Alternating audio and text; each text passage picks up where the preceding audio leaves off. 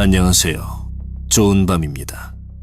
오늘은 여러분께 오싹한 이야기를 하나 들려드리려고 합니다.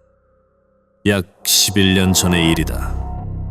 서울 동작구 노량진, 꿈과 절망이 종이 한 장 차이로 뒤섞여 흐르는 그곳에 낡은 골목 안쪽에는 5층짜리 회색 건물이 있었다.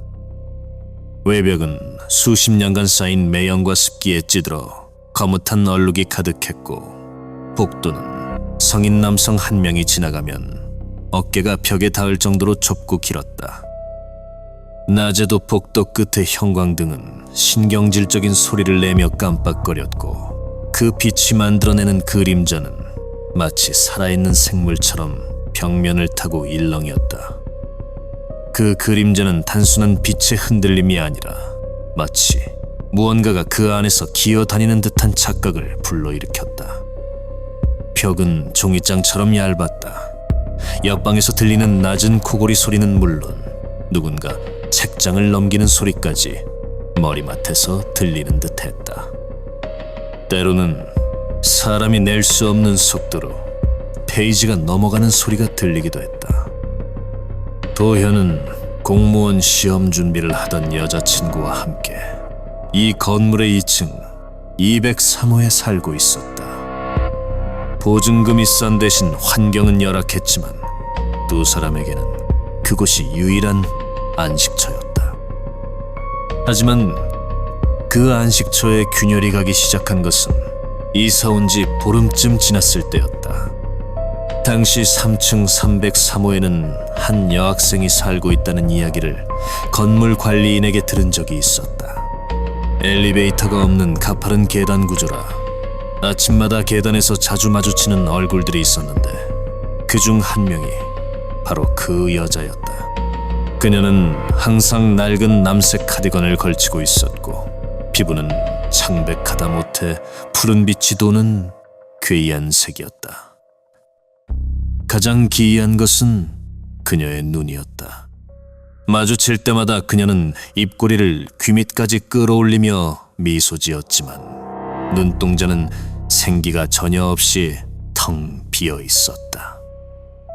마치 죽은 생선의 눈동자처럼 초점이 흐릿한 그 눈은 도연을 꿰뚫어 보는 것이 아니라 도연의 뒤에 있는 무언가를 보는 듯한 착각을 불러일으켰다. 그리고 어느 날부터는 그녀의 시선이 점점 더 오래 도현의 등 뒤에 머무르고 있다는 것을 느끼게 되었다. 그녀가 지나갈 때마다 코끝을 찌르는 눅눅한 곰팡이 냄새와 소름 끼치는 냉기가 복도를 가득 채웠다. 그 냄새는 단순한 곰팡이가 아니라 오래된 무언가가 썩어 문드러진 듯한 냄새였다. 어느 날 밤, 공부를 마치고 돌아온 여자친구가 평소와 다른 목소리로 말을 꺼냈다. 나 오늘 위층 언니 방에 들어갔었어. 도현은 필기구를 정리하다 말고 멈칫하며 되물었다. 303호? 그 여자랑 말을 했다고? 내가 인사해도 대답도 없던데. 여자친구는 멍한 표정으로 천장을 바라보며 대답했다. 되게 조용하고 착해. 나한테 빈틈을 보여주더라고. 빈틈이라니, 그게 무슨 소리야? 도현의 물음에 여자친구는 대답 대신 기괴한 웃음을 흘렸다. 그 웃음은 점점 길어졌고 마치 두 사람이 동시에 웃는 듯한 겹쳐진 소리로 변했다. 그때 도현은 알아차렸어야 했다. 여자친구의 눈동자가 그 여자의 것처럼 탁하게 변해가고 있었다는 사실을. 그날 밤부터 위층에서의 소음은 시작되었다. 하지만 그것은 단순한 층간소음이 아니었다. 스르르, 스르르, 무언가 무거운 자루를 바닥에 끄는 듯한 소리가 머리 위에서 들려왔다. 그리고 이내 탁탁탁 하며 벽을 손톱으로 긁는 듯한 날카로운 소리가 뒤를 이었다. 도현은 처음엔 옆방 사람이 벽을 치는 줄 알았지만 소리는 정확히 천장 정중앙에서 시작되어 서서히 벽면을 타고 내려오고 있었다. 그 소리는 마치 안쪽에서 바깥으로 나오려는 것처럼 들렸다. 소리는 규칙적이었다. 무언가를 끄는 소리가 멈추면 벽 안쪽에서 누군가 속삭이는 듯한 낮은 소음이 들렸다. 부족해. 아직 틈이 좁아. 더 열어. 더 찢어. 그것은 사람의 목소리라기엔 너무나 건조하고 갈라진 소리였다. 너도 곧 열릴 거야. 도현은 공포에 질려 여자친구를 깨웠지만 그녀는 깊은 잠에 빠진 듯 미동도 하지 않았다. 오히려 그녀의 입가에는 천장에서 들리는 소리와 박자를 맞추듯 기이한 미소가 걸려 있었다. 며칠 뒤 집안 곳곳에서 이상한 징후들이 나타났다. 벽지에 이전에 없던 미세한 금이 가기 시작한 것이다. 처음엔 낡은 건물의 자연스러운 노후화라고 생각했다. 그러나 그 금은 하루가 다르게 넓어지더니 그 틈새에서 검은 액체가 조금씩 배어나왔다. 그 액체는 바닥으로 떨어지지 않고 마치 살아있는 것처럼 다시 틈 안으로 스며들었다. 더욱 기괴한 것은 여자친구의 행동이었다. 그녀는 매일 밤 거울 앞에 앉아 자신의 얼굴을 손톱으로 미세하게 긁기 시작했다. 뭐 하는 거야? 얼굴에 상처 나잖아. 도현이 말리자 그녀는 무표정하게 거울을 보며 속삭였다. 언니가 그랬어. 가죽이 너무 두꺼우면 진짜 내가 나올 수가 없대. 틈을 만들어야 한다고. 그리고 아주 작은 목소리로 덧붙였다. 안에서 더 잘 보여. 그녀의 손톱 사이에는 붉은 살점과 함께 검은색의 이물질이 끼어 있었다. 그것은 먼지도 피떡도 아닌 마치 오래된 곰팡이 덩어리 같았다. 그날 밤 도현은 잠결에 얼굴 위로 차가운 액체가 떨어지는 것을 느끼고 눈을 떴다. 불을 켜지 않은 어둠 속에서 천장을 올려다본 도현은 비명을 지를 뻔했다. 천장의 갈라진 틈 사이로 수십 개의 가느다란 손가락들이 삐져나와 꿈틀거리고 있었던 것이다. 그 손가락들은 서로 엉켜 있으며 마치 한 몸처럼 움직이고 있었다. 손가락들은 마치 틈새를 억지로 벌리려는 듯 벽지를 찢어발기고 있었고 그 사이로 303호 여자의 눈동자가 번뜩이며 아래를 내려다보고 있었다. 그녀와 눈이 마주친 순간 도현은 몸이 마비된 듯 움직일 수 없었다. 그녀가 입을 벌렸다. 혀가 있어야 할 자리에는 혀 대신 뒤엉킨 머리카락 뭉치들이 가득 차 있었고 그것들이 살아있는 뱀처럼 꿈틀거리며 밖으로 쏟아져 나왔다. 내 여자친구는 이제 빈틈이 아주 많아졌어. 이제 안과 밖이 구분이 안 돼. 그녀의 목소리는 천장이 아니라 도현의 바로 옆 잠든 여자친구의 입에서 흘러나왔다. 도현은 정신없이 여자친구를 흔들어 깨웠다. 하지만 그녀의 몸은 이미 시체처럼 차가웠고 피부 곳곳에는 천장과 똑같은 검은 금들이 가 있었다. 그 틈 사이에서 아주 미세하게 무언가가 안쪽에서 움직이는 것이 보였다. 도현은 공포를 이기지 못하고 방을 뛰쳐나와 계단을 올랐다. 관리인을 찾아야 한다는 생각뿐이었다.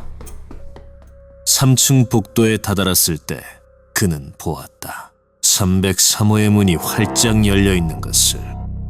방 안에는 가구 하나 없었다. 오직 방 한가운데에 여자친구와 똑같은 옷을 입은 무언가가 벽을 보고 서 있었다.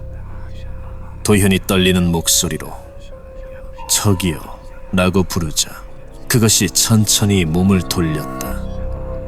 몸은 벽을 향한 채 고개만 180도 꺾여 돌아온 그것의 얼굴은 여자친구의 이목구비와 303호 여자의 얼굴이 조각보처럼 기괴하게 뒤섞여 기워진 상태였다.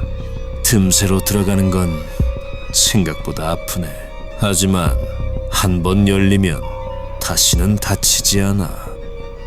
그것이 웃음을 터뜨리자 뒤섞인 피부 사이로 검은 액체가 울컥 쏟아져 나왔다. 그 순간 도현은 분명히 느꼈다. 자신의 등 뒤에서도 아주 미세하게 무언가가 갈라지는 감각을. 도현은 그대로 정신을 잃었다. 다음 날 아침 도현은 차가운 복도 바닥에서 깨어났다. 관리인이 그를 발견하고 흔들고 있었다. 총각, 여기서 뭐해? 303호는 왜 보고 있어? 도현은 정신이 번쩍 들어 관리인의 팔을 붙잡고 외쳤다.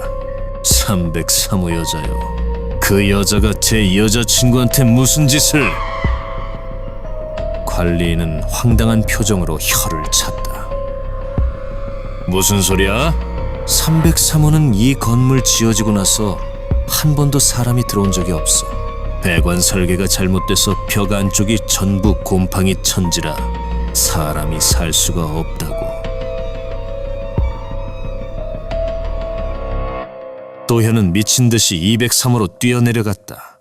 방 안은 평소와 다름없었다. 다만 여자친구의 짐들이 모두 사라져 있었다. 책상 위에는 그녀가 쓰던 수험서 한 권만이 놓여 있었는데 책장을 넘기던 도현은 그 자리에 주저앉고 말았다. 책의 모든 페이지에는 글자 대신 검은색 펜으로 빽빽하게 틈이라는 글자만이 적혀 있었고 마지막 페이지에는 여자친구의 필체로 이렇게 쓰여 있었다. 나는 이제 이 좁은 방이 필요 없어. 나는 벽 안으로 들어가. 거기선 모든 방을 볼 수 있거든. 오늘 밤엔 내 등 뒤의 틈으로 갈게. 그 문장은 마치 방금 막 쓴 것처럼 아직 잉크가 마르지 않은 상태였다. 그날 이후 노량진 203호는 다시 매물로 나왔다. 하지만 그 방에 새로 들어오는 사람들은 하나같이 일주일도 못 버티고 방을 나갔다. 밤마다 천장에서 무언가 긁는 소리가 들린다는 이유도 있었지만 가장 결정적인 이유는 따로 있었다. 방 안 거울을 볼 때마다 거울 속 자신의 등 뒤 벽면에 아주 미세한 금이가 있고 그 틈 사이로 누군가의 눈동자가 자신을 집요하게 노려보고 있다는 느낌을 지울 수 없었기 때문이다. 그리고 어떤 사람들은 이렇게 말한다. 그 눈은 거울 속이 아니라 처음부터 자기 등 뒤에 있었다고. 현재 그 건물은 재개발로 인해 철거되었지만 당시 노량진 수험생들 사이에서는 유명한 괴담이 하나 전해진다. 너무 간절하게 합격을 빌며 자신을 갉아먹는 수험생의 마음속에는 틈이 생기고 그 틈을 노리는 그것이 노량진의 낡은 벽들 사이를 지금도 떠돌고 있다는 이야기 말이다. 그리고 지금 이 글을 보고 있는 당신도 혹시 방금 전부터 등 뒤가 조금 서늘하지 않았나? 벽을 한번 만져봐라. 아주 미세하게 갈라져 있을지도 모른다. 저는 오늘 이야기를 모두가 좋아하실 거라고 생각합니다. 다음에 또 새로운 무서운 이야기로 찾아뵙겠습니다. 오늘 밤 모두 좋은 꿈 꾸세요.